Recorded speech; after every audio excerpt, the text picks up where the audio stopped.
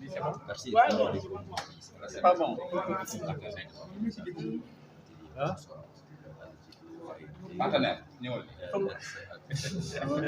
Foog ma nekk si digg bi quoi. Mais après président bi wax tamit mooy nekk digg bi. Solo muy la gestion financière publique muy atelier de restitution donc bu ne saa rek ñu déglu le coordinateur. Merci. Il faut lire avec Donc, le programme de la voilà. formation. Vous n'êtes pas en phase. Aïcha. Donc on va bientôt démarrer. Coordinateur ñu bàyyi la nga présenté wu. Donc, salam alaikum. Donc, je suis Eliman Habikan, président de l'Ex-Africa. Nous sommes ici aujourd'hui à Traon, au niveau du conseil départemental,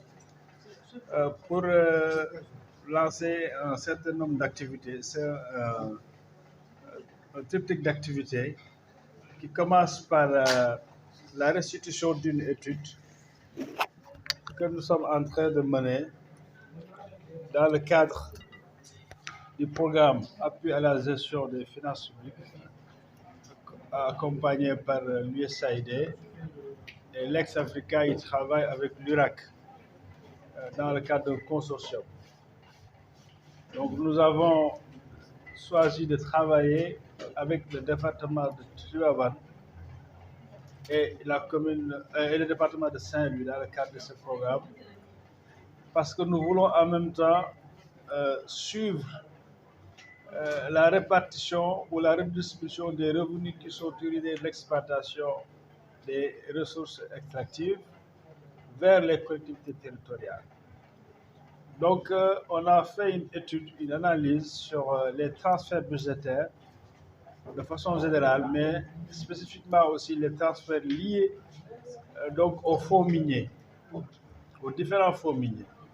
En plus des fonds d'équipement et de décentralisation. Et aussi des ristournes, CL, TVA, etc. Voilà. Alors, l'objectif, c'est quoi? C'est comment faire pour que, enfin et effectivement, les ressources publiques destinées aux collectivités territoriales arrivent dans les comptabilités des collectivités territoriales et soient utilisées dans le cadre de la planification et de la mise en œuvre des politiques de développement local, aussi bien au niveau départemental qu'au niveau des communes. C'est pour nous ça le résultat qui impacte véritablement que nous recherchons. Et pour y arriver, il faut effectivement comprendre ce qui se passe, d'où l'intérêt de l'étude que nous faisons, pour que tout le monde, tous les acteurs puissent comprendre les mécanismes qui existent, ce que prévoit la loi, mais également comment est-ce que les acteurs peuvent faire pour pouvoir donc bénéficier de ces ressources qui sont dédiées aux collectivités territoriales. Donc, c'est important aussi donc, de former tous ces acteurs-là. Donc, la deuxième activité concernera un atelier de formation dédié aux élus des différentes communes impactées par l'exploitation des ressources extractives ici, mais également du conseil départemental. Enfin, la mise en place d'un cadre de concertation piloté par le département et incluant toutes les autres communes, surtout celles directement impactées par ces ressources, pour pouvoir discuter directement avec l'ensemble des acteurs, à savoir les services déconcentrés, les parlementaires qui les représentent, les ministères concernés qui prennent les décisions, mais également les entreprises extractives qui sont dans le département. Nous pensons que ce cadre va favoriser et privilégier le dialogue, et c'est de ce dialogue-là que nous pouvons véritablement arriver à un résultat effectif, à savoir que finalement, d'ici l'année prochaine ou au plus tard en 2025, que l'ensemble des fonds dédiés aux collectivités territoriales puissent être effectifs. Pour rappel, 2025, c'est l'horizon que nous nous étions posés en mettant en place l'acte 3 de la décentralisation pour que nos collectivités territoriales deviennent enfin des collectivités territoriales viables, et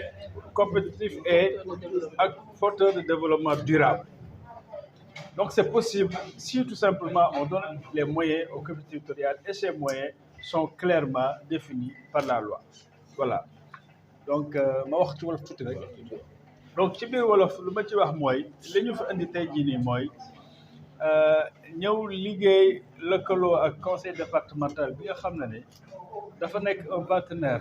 bu Legs Africa boo xam ne commencé nañu liggéey ci lépp lu jëm ci wàllu développement local ak surtout liy favoriser maanaam participation donc des citoyens aux politiques de développement territorial. tey nag ñu ànd fi ak ay suñu ay partenaires kenn ki di Irak nga xam ne dañoo lëkkaloo ànd pour def liggéey bii ñu nekk di def ñu jàpp ku si jàppale nag mooy benn programme USAID bu ñuy wax appui à la gestion des finances publiques. donc ci loolu moo tax tey jii ñu mën fi ñëwaat tey Tivaouane ñëwaat fi nag ngir lenn rek benn bi mooy dafa am étude boo xam ne dañ ko nekk di def étude bi buñ koy def dañu xool li nga xam ne ni moom la loi Sénégal prévoir ci wàllu décentralisation ak ci wàllu finance publique ak ci wàllu budget muy alal yoo xam ne ni dafa war a egsi ci biir collectivité gox-goxaat yi pour ñoom fexe ba saytu ko xam ko leeral ko analyser ko ba xam tey jii nii lan moo xam mooy li nga xam ne moo war collectivité territoriale yi ñu war ko def pour jot ci loolu le pour seen développement daal di mën a yàmb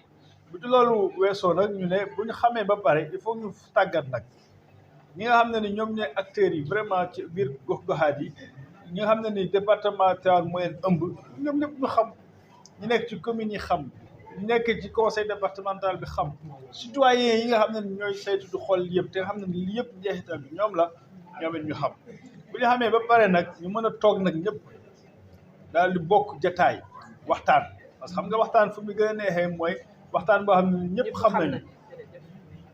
maanaam mise à niveau dafa am su boobaa nag waxtaan ak njëkk ak teraanga rek lay doon ak tegu ci xam-xam mooy tax collectivités territoriales yi li ñuy ñaxtu te ñëpp ànd ci di ko ñaxtu mooy manque moyen yi ñu nekkee loolu mu jógee li nga xam ne ni loi bi daf leen ko jox ba pare te ñu bind ko mu teg ñu waxtaan ak ñi ko yore ñoom nag ñu def li ñu war a def pour que loolu daal egsi si ñoom ñu waxtaan nag ci tamit ñi nga xam ne mooy entreprise yi fi nekk di jël mbell mi fi ne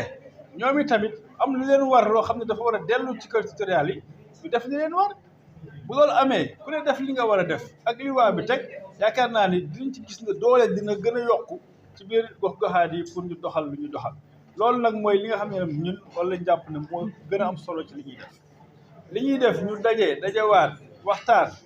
tant que yëguñu ne fonds yooyu finalement débloqué nañu ko te collectivités territoriales yaa ngi koy jot pour financer seen développement ñun amaguñu lu ñu bëgg donc loolu moo ñu tax a jóg loolu mooy li nga xam ne ni moom la ñu bëgg a am ci projet bii la nga xam ne ni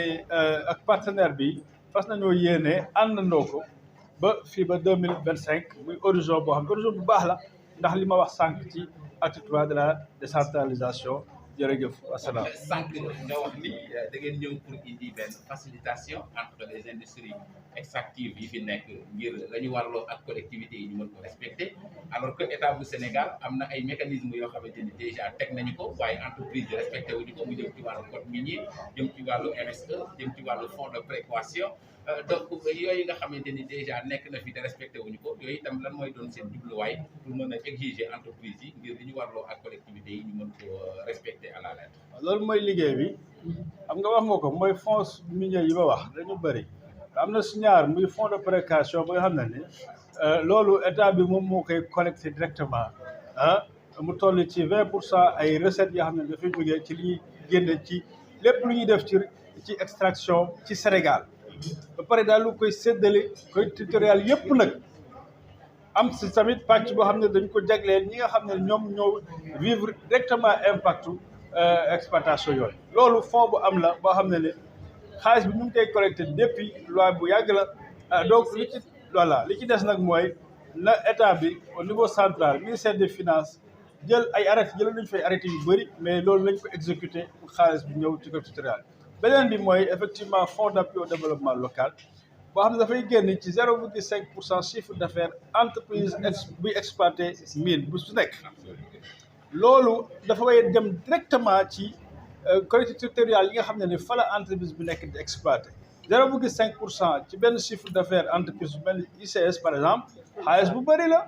kooku boo ko joxee collectivité territoriale dina ko amal njëriñ mais loolu ba tey forage daan xëddeem amul dara loo xam ne génn na ci loolu muy li nga xam ne effectivement waxtaan bi ñu wax sànq war na mun a fexe ba ñu xool lu tax lu ko mu débloqué lu tax ñu bloqué ko ñu war ko débloqué parce que loolu soxla nañu ko. waaw mu am beneen aussi boo xamante ni je pense que dafay am solo ñu laaj la ko parce que yaa ngi jëm ci wàllu indemnisation yi waaye usines yi bu ñu exploité ba pare suuf si nga xamante ni gas nañ ko des fois dañ koy bàyyi noonu des fois itam ñu defaraat ko parce que askan bi ñoom moom suuf si daan ci bay parce que nekk ngeen zone boo xamante ni bu jëm ci wàllu maraîchage daf fi am doole est-ce que loolu itam bokk na ci seen ay intervention maanaam usines yi bu ñu exploité ba pare suuf si ñu defaraat ko mën ko jébbalaat collectivité yi su ko defee ñu mën ko delloo bay. loolu tamit li nga wax ni dafa bokk ci obligation légale parce que code bi dafa am li ñuy wax fonds de réhabilitation maanaam entreprise bu nekk foo nekk di exploité boo paree da nga war a delloowaat ko fonds boobu nag am na de mais entreprise yaa ngi koy respecté c'est-à-dire fonds bi ñu ngi koy collecté mun naa la wax sax ne mun naa la wax waaw dama lay wax mu leer rek fonds boobu ñu ngi koy collecté te ñu ngi koy def caisse de dépôt et de consignation CDC ñoom ñooy récolté fonds de réhabilitation boobu donc fonds de réhabilitation boobu tamit collectivité territoriale yi fi nekk nga xam ne ay entreprise jaar nañ fa comme fii nii boo seet GCO jaar nañ fi ak yeneen mine yoo xam ne tey ICS daan na def ba mu yàgg yooyu yëpp dañ ko war a réhabiliter donc nañ def lu ñu war a def pour que réhabilitation boobu daal di am. mais ñoom du ñu def réhabilitation parce que boobu fu mel ni les industries chimiques du Sénégal ñu def nañ tournée avec le préfet ñoom bu ñu paree silex bi la ñu jël di ko transformé daanaka tey ku tabax ci Sénégal silex ba ngay utiliser dafay jógee dans le département de Tivaouane alors que loolu collectivités yi gis ñu ci seen bopp amuñu ci ñaar dërëm arrosage yi ñu war a def sax duñ ko def pour que yoon yi gars yi mën a circuler. léegi yow gis nga li nga wax ni moom lañu bëgg ñu saafara moo tax ci biir lël bi ñu dugal ci benn module boo xam ne mooy suivi des obligations légales et contractuelles ñu ñëpp xam li ñu war a xam comme ça ñu xam fu ñu war a dem joytu ko pour loolu ñu lijjanti ko man nee naa la objectif boobu tant que amuñu ko li ñuy def nii amagul njëriñ te yaakaar naa ne fa la ñuy jëm xam nga boo si yokk nag muy RSE xam nga RSE nekkul obligation légale mais c'est volontariste mais entreprise bu nekk fenn di fa liggéey xaalis dañ la wax ne da nga war a delloo njukkal ña fa nekk parce que yaa ngi yàq gàncax ga yaa ngi xatal ña fa nekk donc loolu mooy lu firndeel RSE mais RSE Sénégal réglementé wuñu ko doonte am na ay propositions yiy def donc entreprise moom mooy seet lu ko neex mu def am na nag entreprise yu fi nekk yu déclaré def nañ ay RSE ay dépenses yu bëri mais boo ñëwee seet nit ñi dañ naan la man de dépense bi moom gisuma ko fi lu toll nii gisuma ko fi donc loolu dafa laaj aussi saytu suivi te bu soobee yàlla étude bi dina ñëwaat ci loolu ñu mën a xool. ngeen gàttal ngir yàlla heure baa ngi dem dafa am ñuy xaar.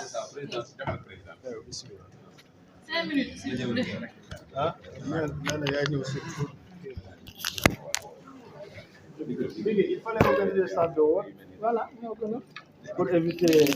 éviter d'impacter. Voilà, wax naa leen ko fa ne dañu génn leen. mais là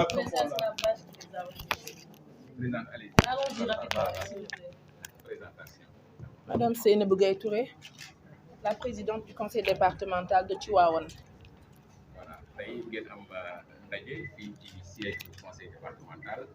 noo ciy dellusiwaatee ak lan moo sabab na ndaje bi. Waaw, aujourd'hui nous avons l'insigne honneur et l'immense plaisir de recevoir des partenaires de haute portée réunis autour d'une problématique très préoccupante, en tout cas pour le département de Tivaouane, concernant voilà tey dañ fi daje woon am rek ñetti partenaires yu stratégique Legs-Africa, UNRAC mooy l'union des radios communautaires ak l'USAID, organisation internationale états-unienne, avec son représentant ici présent ak acteurs yi nekk ci département bi yëpp l'institution départementale que j'ai l'honneur de diriger ak acteurs yëpp paysans yi groupement de famille jeunesse bi mareyeurs yi ñëpp ñu ngi ci salle bi parce que li ñu war a waxtaanee war ko tëral dafa am solo ci ñëpp mais surtout Tivaouane mooy fexe ba koom-koom bi war a dellu si ci département bi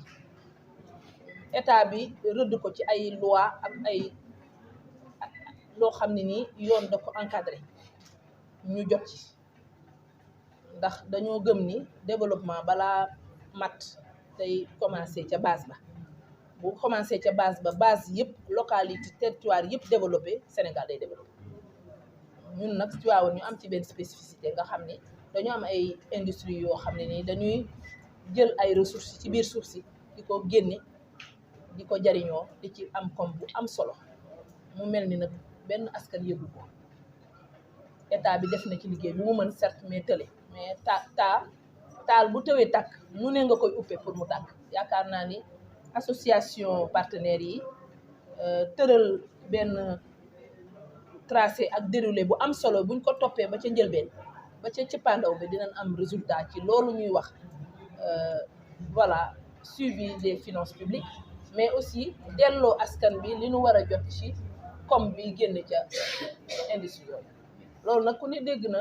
nit ñi di ko yuuxu saa su ne mais nag wax problème am na solo mais wut ay jumtukaay taxaw ca pour ba problème ba saafara moo ko ëpp solo te ñii loolu la ñuy def ñi war a ànd ñi ànd ak institution yi département bi doon un nouvel ordre de collectivité locale mais ay commune composé ko suñu jógee ñu seeyal ko ci commune yëpp maire bu ne am information bi ñu xam ne am nañu jóg taxaw tem ànd ak USAID pour jàppale ñu ba ñu jot li ñu war a jot ci industrie extractive bi kon daje bu am solo la yaakaar naa ni département Tivaouane musul am daje bu ëppee ni solo bii daje kon ñu def lu remercier acteurs yooyu nga xam ni dañoo ñëw rek pour jàppale réforme acte 3 de la décentralisation nga xam ni lettre bi gën a am noblesse ci li mu bind mooy territoire yu dëgër yu ñëpp xàmmee yu am taxawaay ak am koom bu doy loolu la ñu rëdd ni à l'horizon 2025 acte 3 bi loolu la war a joxe 2025 daj sama mbokk mi Elimane Habi Kane wax na ko moo tax lii ñu dajee tey dafa ñëw fi mu war a ñëwee ndax 2 ans lu ne xaj na ci suñu góorgóorloo takkante suñuy sët def ko ak fulla ak fayda yaakaar naa ni dina am résultat balaa 2025 pour que Macky Sall am sac ndax moo rëddoon acte 3 de la décentralisation bi réforme kon ku ko dimbali pour mu slogan boobu doon dëgg yaakaar naa ni partenaire am te ñii looloo leen tax.